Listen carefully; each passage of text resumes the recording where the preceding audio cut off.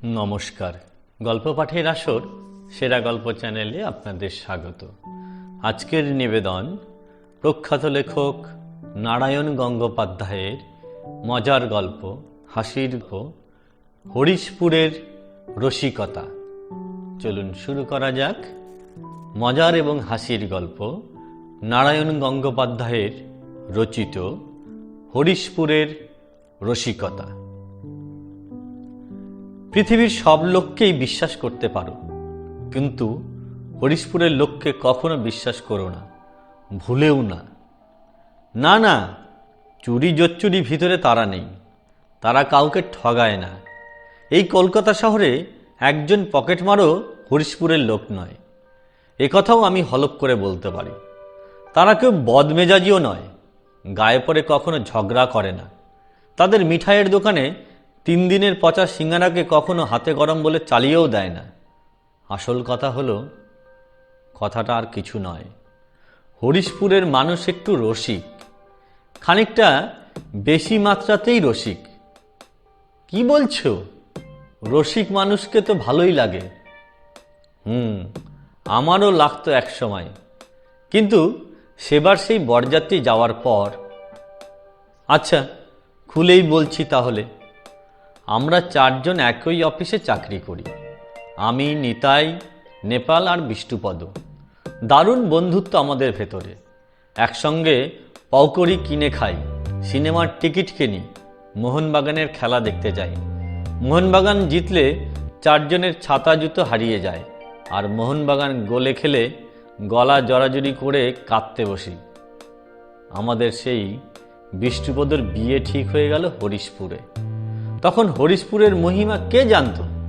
আমরা 3 বন্ধুই খুশি হয়ে উঠলুম। বিষ্ণুপদ বললে, আমার বিয়েতে তোরা যাবি তো? আমি, নিতাই আর নেপাল একসঙ্গে বললুম, নিশ্চয়ই নিশ্চয়ই। আমরা বরযাত্রী না গেলে তোর তো ভালো করে বিয়েই হবে না। কিন্তু বিয়ের দিন বিষ্ণুপদর সঙ্গে বেরোনো গেল না। সরকারি অফিস, তাই অসম্ভব কাজের চাপ পড়েছে। বন্ধুর বিয়ের জন্য ছুটি চাইতে গেলে পুরো একটা দিনের মাইনেই কেটে নেবে। তাই বরকে নিয়ে আসল দলটা দুপুরের দিকে রওনা হয়ে গেল। আমরা ঠিক করলাম অফিস ছুটি হলে 5:15 ট্রেনেই বেরিয়ে পড়ব। অবশ্যই তাতে কোনো অসুবিধে ছিল না। হরিশপুর কলকাতা থেকে খুব দূরে নয়। ছোট লাইনের যেসব গাড়ি ঝিমুতে ঝিমুতে টিকিস করে চলে, তারাও ঘন্টা দেড়েকের ভেতরেই হরিশপুরে পৌঁছে যায়। আমরা হিসেব করে দেখেছিলাম, বিকেলের গাড়িতে গেলেও সন্ধে 7টার ভিতরে বিয়ে শুরুর হওয়ার আগেই হরিশপুরে হাজির হতে পারব। 4টে বাজতে না বাজতেই আমরা অফিস থেকে ছিটকে বেরুলাম। বন্ধুর বিয়ের বরযাত্রী যাচ্ছি, একটু সাজগাজ না হলে বা চলেই কি করে। আমি প্রাণপণে একটা সাদা জুতোকে রং করলুম। নেপাল তার খাড়া খাড়া চুলগুলো আধ ঘন্টা ধরে বাগাতে চেষ্টা করলে, আর নিতাই নিজের পুরনো সিল্কের পাঞ্জাবিতে প্রায় 1 শিশি সেন্ট ঢালল। তারপর হাওড়ায় এসে ট্রেন ধরা। প্রথম দিকে খুব ভিড় ছিল গাড়িতে। কে একজন আমার সাদা জুতোটাকে মারিয়ে দিল। নেপালের সিল্কের পাঞ্জাবিটার ভাঁজটাজ নষ্ট হয়ে গেল। একজন আবার নিতাইকে ঠাট্টা করে বললে, দাদা যেন গন্ধমাদন হয়ে চলেছেন। যাই হোক, হরিশপুরের গোটা 3 স্টেশন আগে গাড়িটা একেবারে ফাঁকা হয়ে গেল। তখন আমরা 3 জনে ভালো করে বসতে পেলুম। নিতাই বললে, এতক্ষণে একটু ভালো করে বসা গেল। বাবা! আমি বললুম, কতটুকুই বা বসা, এক্ষুনি তো নামতে হবে। নিতাই একটা হাই তুলে পাঞ্জাবিটা একবার শুকে নিল, তারপর খুশি হয়ে বলল, নামলেই বাঁচি। যা খিদে পেয়েছে ভাই, কি বলবো। নেপাল নিজের খাড়া খাড়া চুলে হাত বুলিয়ে নিয়ে বললে, খিদে তো আমারও পেয়েছে। আমি যেন এখান থেকেই লুচি ভাজার গন্ধ পাচ্ছি। আমি বললাম, আমার নাকে মাংসের কালিয়ার গন্ধ আসছে। নিতাই ভাবুক হয়ে উঠল, বেশ উদাস উদাস চোখ করে বলে চলল, আর আমি স্পষ্ট দেখতে পাচ্ছি রাশি রাশি চপ ভাজা হচ্ছে, বড় বড় থালায় সাজিয়ে রাখা হচ্ছে ভেটকির ফ্রাই।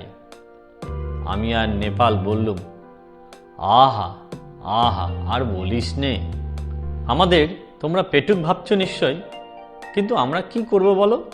তিনজনই মেশে থাকি। বিউলির ডাল, পুঁই চচ্চড়ি আর শুকনো পোনা মাছের টুকরো খেতে খেতে পেটে প্রায় চড়া পড়ে গেছে।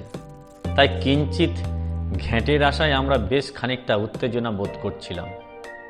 ঠিক সেই সময় বুড়ো ভদ্রলোকটি জিজ্ঞাসা করলেন, কোথায় যাবেন আপনারা? কামরাতে আমরা তিনজন ছাড়া এই ভদ্রলোক হলেন 4 নম্বরের যাত্রী। বেশ পাকা আমটির মতো ফর্সা গোলগাল চেহারা, মুখে একজোড়া মানানসই কাঁচা পাকা গোঁফ, মাথায় চকচকে টাক, দেখলেই ভক্তি আসে। সঙ্গে দুটি বিরাট সাইজে মুখ বাঁধা হাড়ি। এতক্ষণ এক কোনায় বসে আমাদের লক্ষ্য করছিলেন। এইবারে প্রশ্ন ছুড়লেন, কোথায় যাবেন? আমরা একসঙ্গেই বললুম, হরিশপুর। বরযাত্রী বুঝি? আজ্ঞে হ্যাঁ। বেশ বেশ, হরিশপুর কদমতলায় জগদীশ চক্রবর্তীর মেয়ের বিয়েই যাচ্ছেন, তাই না? আমরা অবাক হলুম একটু। নিতাই জিজ্ঞাসা করলে, কি করে জানলেন? ভদ্রলোক হাসলেন, বললেন, আমরা এর তল্লাটের লোক, সব রকমই খবর রাখি। ছেলেটির নাম বিষ্ণুপদ গোস্বামী নয় কি? নেপাল চোখ কপালে তুলেও বললে, তাও জানেন দেখছি। ভদ্রলোক গোপজোড়ায় বেশ একবার তা দিয়ে নিলেন। তারপর তেমনি শান্ত হাসি হেসে বললেন, বললুম যে আমরা পাড়াগাঁয়ের লোক, সব খবরেই রাখতে হয়। এ তো আর কি, বলি আপনাদের কলকাতার ব্যাপার নয় যে দোতলায় বিয়ে হলে একতলার লোককে নিমন্ত্রণ করে না। ট্রেন তখন আরও একটা স্টেশন পার হয়েছে। এরপরেই হরিশপুর। ভদ্রলোক বেশ করে অ্যাক্টিভ নস্যি নিয়ে আবার জিজ্ঞাসা করলেন, তা নামবেন কোন স্টেশনে? হরিশপুরেই তো। আমি বললুম, হরিশপুরে কেন? আমরা তো হরিশপুরে যাব। জানি জানি, হরিশপুর কদমতলায়। সে তো হরিশপুরের থেকে কাছেই হয়। বলেন কি, হরিশপুরের কদমতলা হরিশপুরে যেতে হবে কেন? হাতের নস্যি ঝাড়তে ঝাড়তে ভদ্রলোক বললেন, এদিকে নতুন লোক কেউ হলে ওই ভুলটাই করে। নামে হরিশপুর কদমতলায় হলে কি হয়, হরিশপুর স্টেশন থেকে পাক্কা 2 মাইল হাঁটতে হয়, আর হরিশপুর থেকে আধ মাইলও হবে না। মিথ্যে হরিশপুরে নেমে কষ্ট পাবেন কেন? নিতাই আপত্তি করল, কই, আমাদের তো কেউ সে কথা বলে দেয়নি। বললুম তো, বাইরের লোক সবাই ভুল করে। তাই ইচ্ছে হলে আপনারা হরিশপুরেই নামতে পারেন, আমার তাতে কি বলবার আছে বলুন। নেপাল বললে, তাহলে বরং হরিশপুরেই নামবো আমরা। যা খিদে পেয়েছে, এখন 2 মাইল হাঁটতে গেলে পেটের নাড়িভুড়ি সব হজম হয়ে যাব। কিন্তু হরিশপুর আবার কোথায়? বেশি দূরে নয়, হরিশপুরের পরের স্টেশন। ভদ্রলোক হাসলেন, চলুন, আমিও হরিশপুরেই যাচ্ছি, রাস্তাটা দেখিয়ে দেব আপনাদের। বেশ তো বেশ তো, আমরা দারুণ খুশি হলাম। ট্রেন হরিশপুরে এলো। 2 মিনিট পরে ছেড়েও গেল। ট্রেন স্টেশন ছেড়ে একটু এগিয়ে যেতেই চোখে পড়ল বাঁদিকে একটা বাড়ির সামনে মস্ত চাদোয়ানা খাটানো, পেট্রোম্যাক্স জ্বলছে। বিস্তর লোক আনাগোনা করছে সেখানে। নেপাল ছটফট করে উঠল, ওই তো একটা বিয়ে বাড়ি ওখানে। ভদ্রলোক আরও অ্যাক্টিভ নস্যি নিলেন, হেসে বললেন, ও অন্য বিয়ে। এখন তো মৌসুমি মশায়, চারিদিকেই বিয়ে হচ্ছে। তা বটে তা বটে। নিতাই দীর্ঘ নিঃশ্বাস ফেলল।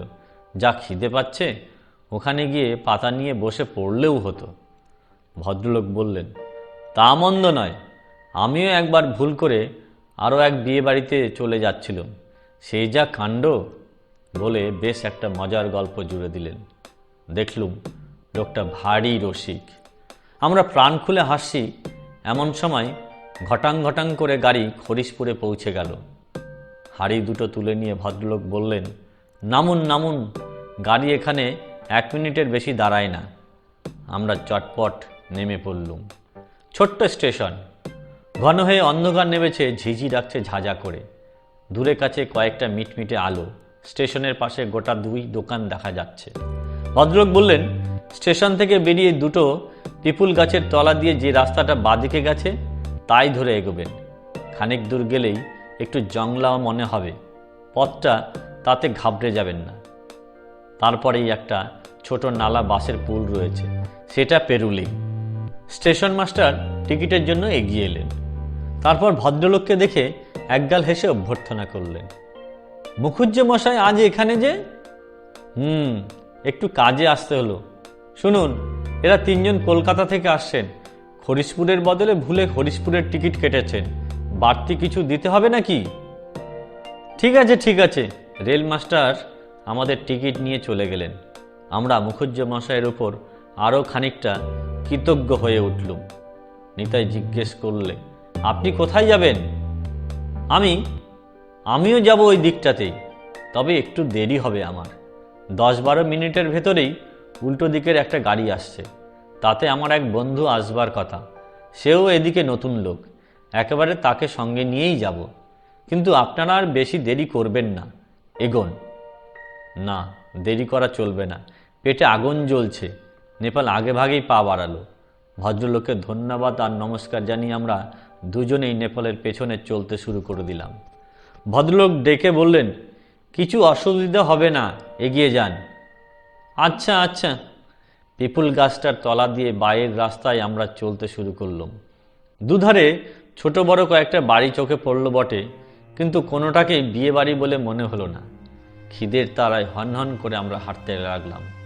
মাটির পথ, অন্ধকারে একটু অসুবিধাও হচ্ছিল, কিন্তু আধ মাইলের তো ঝামেলা, দেখতে দেখতে পেরিয়ে যাব।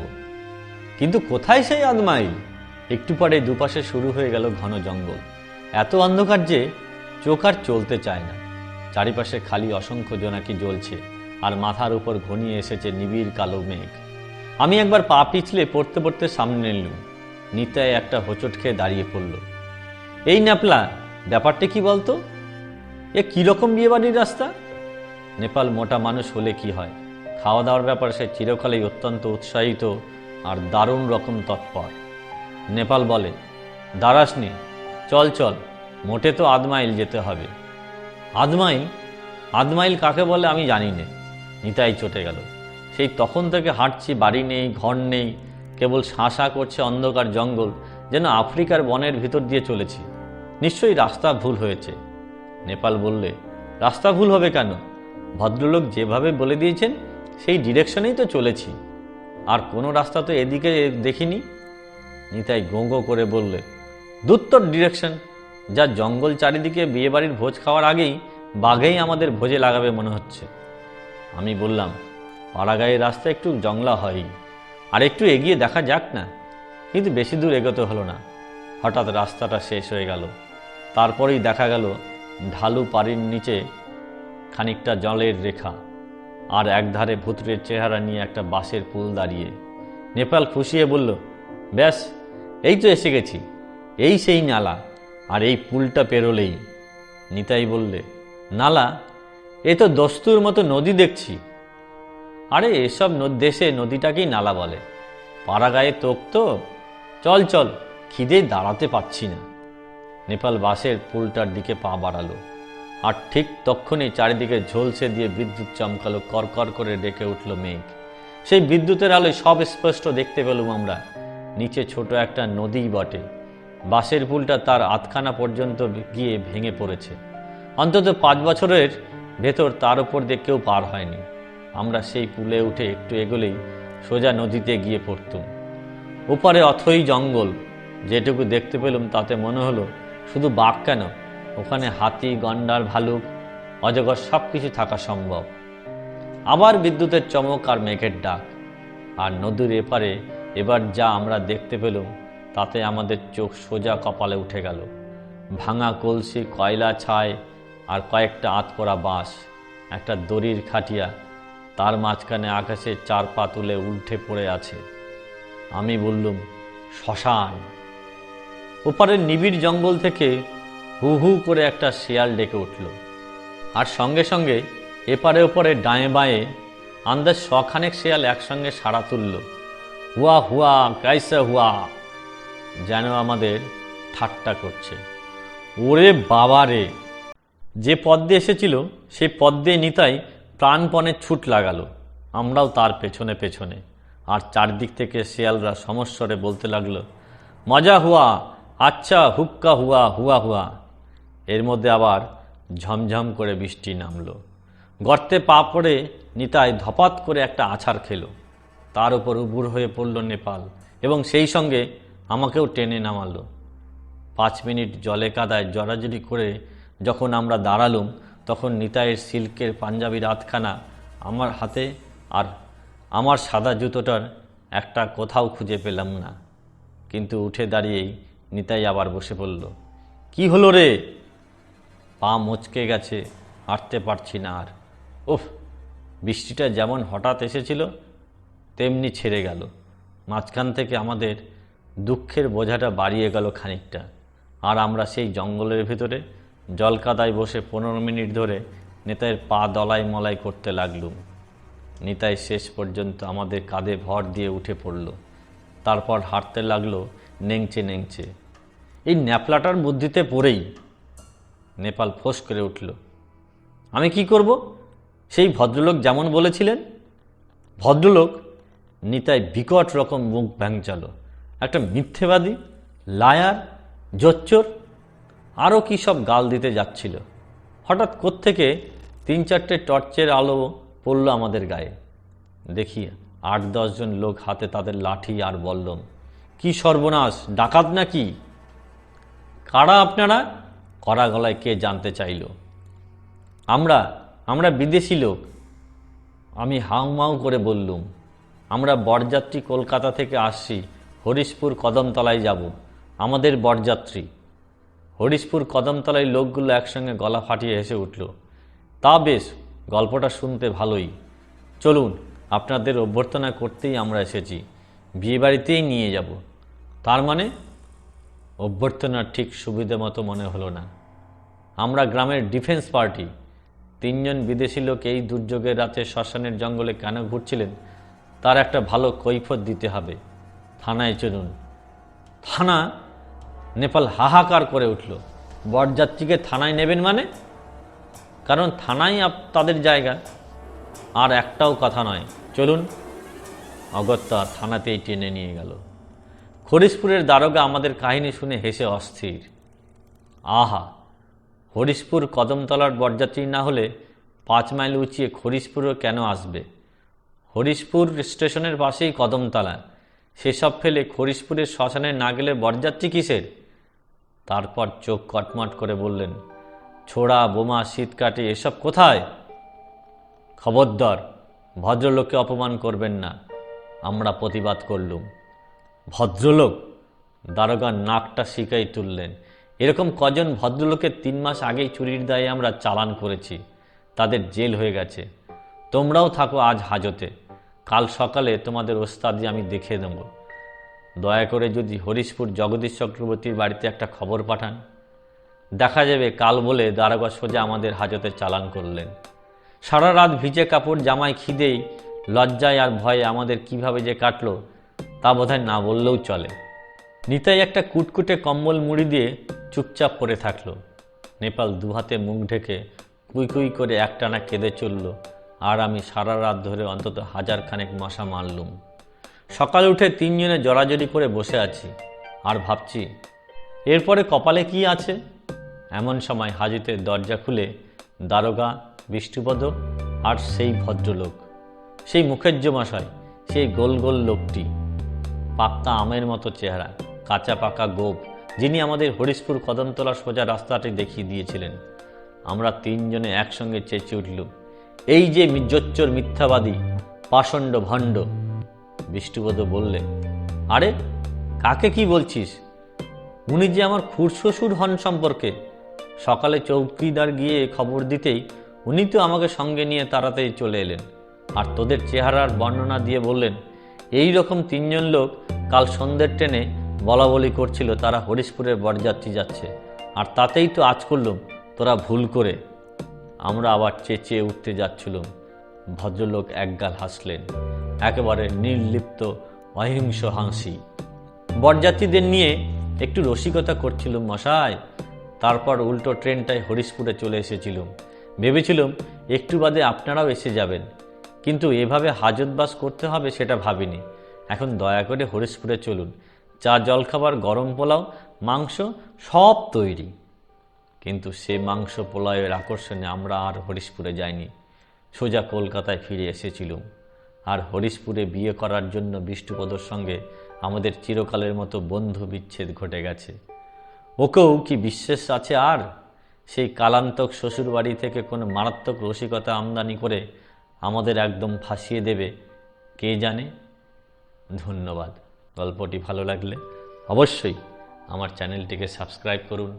আগামীতে আরও সুন্দর সুন্দর গল্প নিয়ে হাজির হব আপনাদের সামনে। ভালো থাকবেন।